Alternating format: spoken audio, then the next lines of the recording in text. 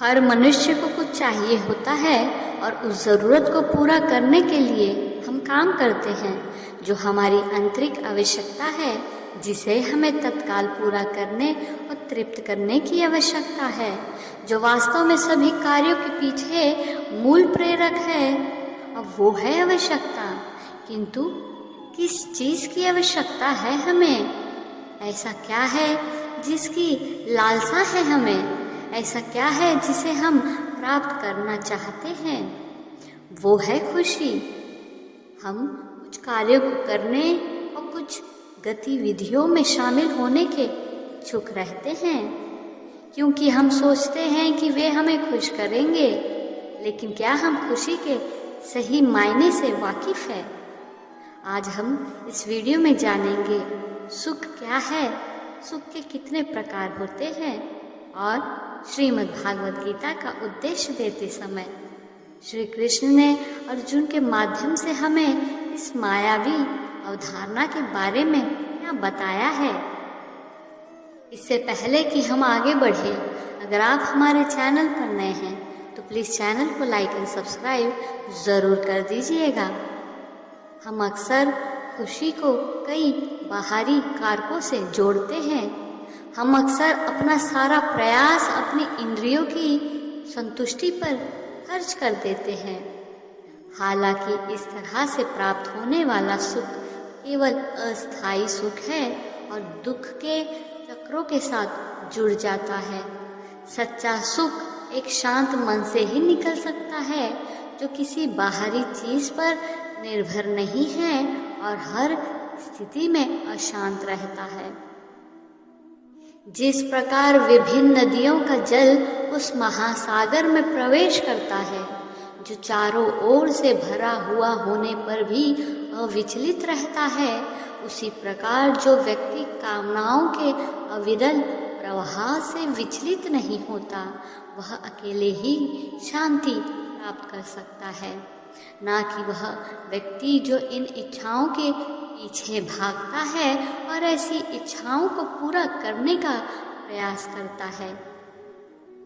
श्री कृष्ण कहते हैं सुख के 3 प्रकार होते हैं और इन 3 प्रकार के सुखों से देहधारी आत्मा आनंदित होती है, यहाँ तक कि सभी दुखों के अंत तक पहुँच सकती है।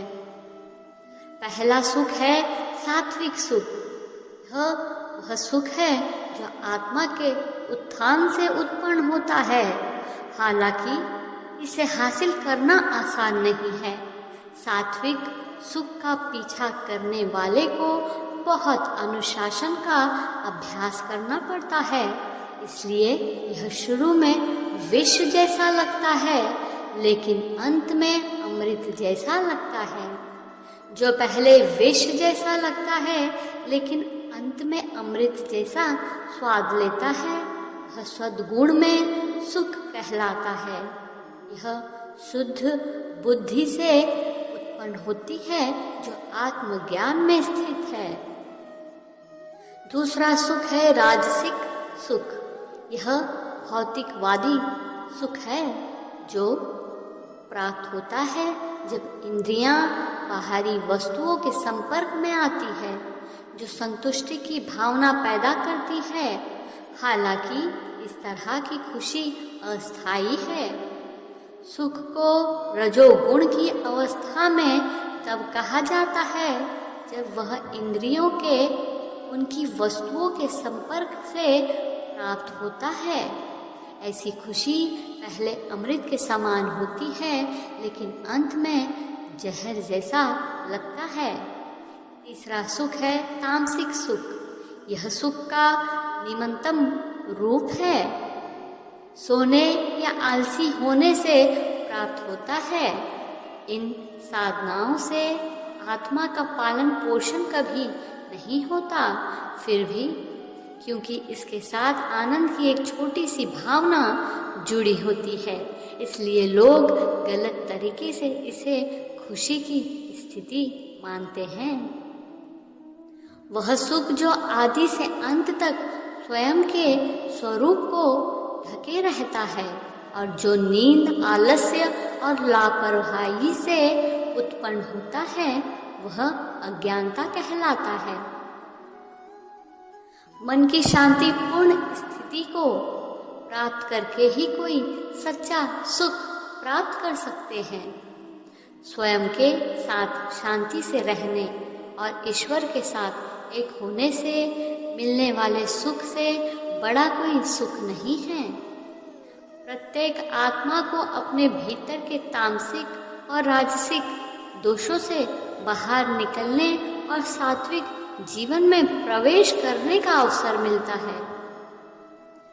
हमारे तामसिक गुण वे हैं जो हमारे अंदर एक हीन भावना पैदा करके हमें उदास और खुद को चोट पहुंचाते हैं। हमारे राजसिक गुण हमें लालची और ईर्ष्यालु बनाकर दूसरों को नुकसान पहुंचा सकते हैं। इस जीवन की परीक्षा में सभी को अपने तामसिक और राजसिक गुणों का परित्याग करना होगा और अपने सात्विक गुणों से परिचित होना होगा। सात्विक गुण वे हैं जो आत्मा को उसके आसपास की हर चीज से जोड़ते हैं, उसे प्रेम करना सिखाते हैं।